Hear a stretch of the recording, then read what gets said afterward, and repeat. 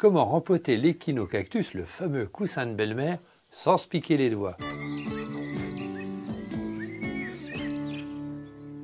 Nul besoin de vous faire de schéma par rapport à l'origine du nom coussin de belle-mère, il suffit d'observer cette cactée bien arrondie avec la longueur de ses aiguilles. On va le rempoter maintenant et pour ça on va utiliser un journal, mais avant ça on va bien calculer notre coût. D'abord il nous faut du terreau. Alors un terreau spécial cactée, ça c'est important. Méfiez-vous parce qu'il y a certains terreaux qui ne sont pas toujours valables, qui sont parfois trop séchants. On peut y ajouter un petit peu de sable si on le souhaite, une petite poignée de sable dans notre terreau qu'on va bien mélanger. Il faut toujours que le terreau soit bien sec au moment du rempotage. On va choisir un pot en terre assez important, assez plat de préférence, pour éviter que ça fasse culbuto, de façon à ce que votre cactée, votre coussin de belle-mère tient bien debout. On va mettre des billes d'argile au fond sur quelques centimètres d'auteur. Donc n'hésitez pas à en mettre une bonne épaisseur. On a à peu près la bonne hauteur maintenant pour rempoter notre coussin de belle-mère. Maintenant on va passer à notre fameux journal. On aurait pu utiliser aussi un chiffon.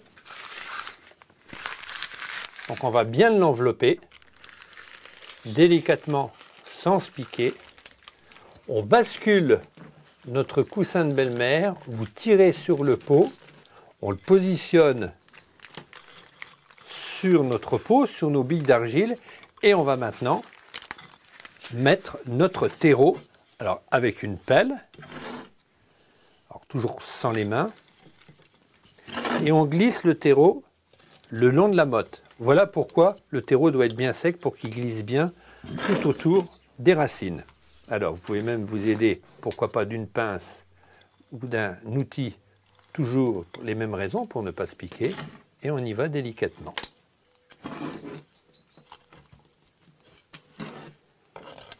Inutile de mettre trop de terreau par rapport au coussin de belle-mère car il y a toujours un risque de pourriture. Mieux vaut être un tout petit peu en dessous. On peut poursuivre notre rempotage en y mettant quelques gravillons ou quelques billes d'argile en surface. Alors il existe aussi une technique pour faire descendre le terreau, c'est de secouer le pot. Voilà, notre terre est bien descendue, on n'a pas utilisé les mains. Et maintenant on va glisser quelques billes d'argile tout autour ou des gravillons. Reste plus qu'à l'arroser. L'avantage de l'arrosage, c'est que ça va permettre de nettoyer votre coussin de belle-mère et puis ça va ici tasser légèrement le terreau autour. Alors pour ça, on utilise l'arrosoir avec sa pomme et on arrose généreusement par-dessus. Voilà, notre coussin de belle-mère, notre échinocactus est maintenant rempoté.